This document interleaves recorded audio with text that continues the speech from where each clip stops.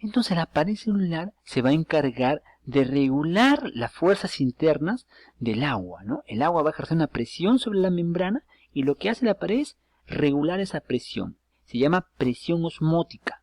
¿Osmótica por qué? Porque proviene del agua. Y para eso tenemos que hablar de otra cosa importante. Les comento, las sustancias se transportan por la membrana, ¿cierto? Todas las sustancias.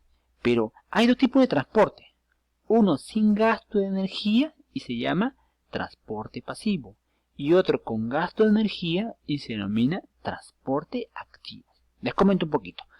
El transporte sin gasto de energía lo hace, por ejemplo, el agua. Y cuando es el agua se llama ósmosis. Pero también se denomina difusión.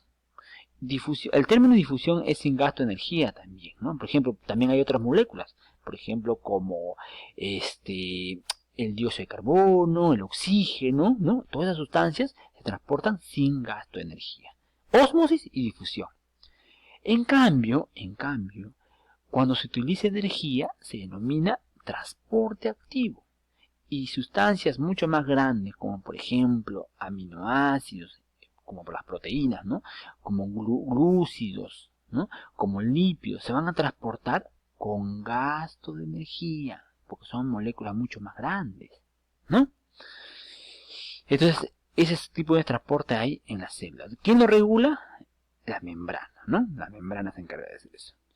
Hemos visto dos envolturas hasta ahorita, la membrana y la pared. La membrana y la pared. Pero las células procarióticas también presentan una tercera envoltura, única de células procarióticas. No las tienen las células eucarióticas, solamente la tienen las células procarióticas. Esta tercera envoltura se llama cápsula. Es una envoltura transparente, conformada por polisacáridos, por glúcidos transparentes, que tienen dos funciones. Una, esconder los receptores, es decir, la sustancia de reconocimiento. Cuando estas bacterias ingresan a un organismo, el sistema inmune puede atacar, lo reconoce, lo identifica, pero como tiene esta envoltura, esta burbujita transparente, no lo puede reconocer, no lo reconoce, esconde sus receptores. Entonces es difícil de identificarla, pasa inapercibido, ¿no? Entonces esa es su función, evadir al sistema inmune. Y a los antibióticos también, ¿no? Pero también la otra función es adherirse a un sustrato. Por ejemplo, aquí tenemos una imagen de un tracto respiratorio donde esta célula o esta bacteria se ha pegado aquí, se ha adherido, porque su función también es adherencia. Les comento, la otra parte de la célula procariótica es el citoplasma. Lo que hemos visto ahorita es envoltura. La otra parte es el citoplasma. En el citoplasma tenemos gran cantidad de ribosomas, partículas pequeñas llamadas ribosomas, grande cantidad de ribosomas, ¿no? Pero también tenemos algo importante, una serie de envolturas internas, que no es la membrana, sale de la membrana y empieza a ganar espacio en el citoplasma. Estas envolturas que vemos aquí son membranas respiratorias, tienen la función de respiración. Así como en las células eucarióticas la respiración lo lleva a cabo el organela llamada mitocondria, aquí ¿qué lo lleva a cabo? Estas membranas. Pero aquí, por ejemplo, en otra bacteria hay bastantes membranas, hay mucho más membranas. Mira, y estas membranas tienen la función de la fotosíntesis. Le llaman membranas tilacoidales. Tienen una serie de vesículas tilacoidales. Le hacen fotosíntesis. Estas bacterias son muy particulares porque hacen fotosíntesis. ¿Saben cómo se llama esta bacteria? Las cianobacterias. Entonces, si a mí me preguntan, ¿qué tipo de células procarióticas hay? Cianobacterias, ¿no? Bacterias y cianobacterias. Las bacterias o las células procarióticas se movilizan de diferentes formas. ¿Pero cómo lo hacen, profesor? ¿Cómo lo hacen? Empiezan a rodar, ¿cómo hacen? Lo hacen a partir de un látigo, una colita. Esa colita se llama flagelo. El flagelo puede ser diverso. Puede ser unitario, le llaman monótrica, o puede ser un ramillete, y le llaman lofótrica, o pueden ver dos ramilletes opuestos, le llaman anfítrica, o pueden haber en todo el contorno del perímetro, le llaman perítrica. Hay una diversidad de flagelos que permiten movilizarse.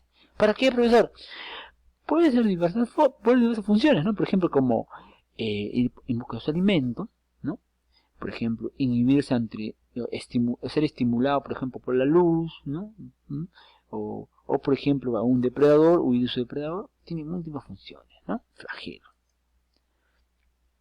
Otra estructura importante en las células procarióticas es unas apéndices bien finitos, delgaditos, que salen de la pared celular, un fin delgadito, mucho más finos que los flagelos, ¿eh? Son bien finitos. ¿Y cuál es su función? Su función es adherencia, también igual que la cápsula, fijan al sustrato, ¿no? Se fijan. ¿Se acuerdan de ese sarro, ese que se pega en los dientes y que genera caries dental? Es justamente por esta fibra, por esta bacteria que tiene fimbrias, ¿no? Se pega, se adhiere al sustrato, se pega bien duro, ¿no? Generando la caries dental, ¿no? Las fimbrias. Las células procarióticas se reproducen de dos maneras, ¿no? De dos maneras. Se reproducen por vía asexual o por vía sexual. En la vía sexual no participan gametos sexuales. En la vía asexual, las células se dividen en dos, se separan en dos por un mecanismo llamado bipartición. O sea, se parten en dos células hijas nuevas, ¿no? Por medio de la bipartición, sin la participación de gametos sexuales. En cambio, en la reproducción sexual participan los gametos sexuales. Hay intercambio de material genético. Y justamente hay un órgano que se encarga de llevar a cabo la reproducción sexual y se llama pili, órgano sexual, se llama pili. Una de las bacterias, que es la donadora, lanza su pili hacia la otra bacteria, que es la receptora, recibe el pili y se forma un canal ¿para qué, profesor? Para transportar su material hereditario.